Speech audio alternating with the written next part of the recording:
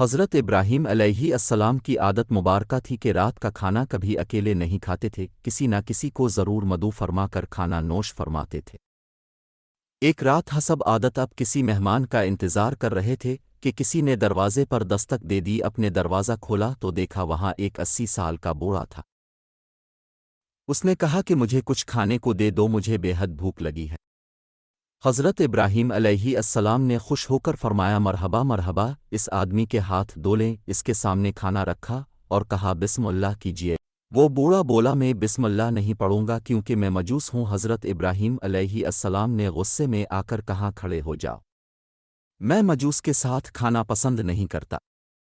ہے بوڑھا چلا گیا۔ ادھر پلک جھپکتے ہی حضرت جبرائیل علیہ السلام آئے اور بولے اللہ نے فرمایا ہے اے ابراہیم علیہ السلام منکر تو وہ میرا، میں نے تو 80 سال میں کبھی بھی اس کا رزق نہیں روکا، سال سے وہ میری نافرمانی کر رہا ہے، مجھے نہیں مانتا، مجھ پر ایمان نہیں لاتا، لیکن اس کے باوجود 80 سالوں میں نے ایک دن بھی اس کو بھوکا نہیں سو لیا۔ حضرت ابراہیم علیہ السلام یہ سنتے ہی اس مجوس کے پیچھے دوڑے، تھوڑی دور گئے تھے تو وہ مل گیا۔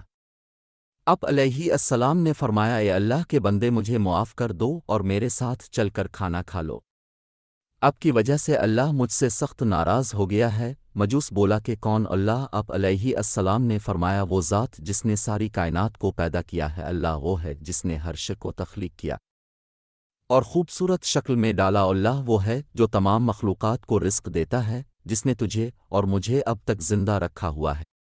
مجوس حضرت ابراہیم علیہ السلام کی یہ بات سن کر رونے لگا اور بولا کیا کہنے ہیں تیرے رب کے، اے اللہ کے بندے تیرے رب کا تو اخلاق بہت اعلیٰ اور عظیم ہے، میں اتنے پیار کرنے والے عظیم رب پر ایمان لاتا ہوں۔ چنانچہ اس نے کلمہ پڑھا اور اللہ پر ایمان لے آیا۔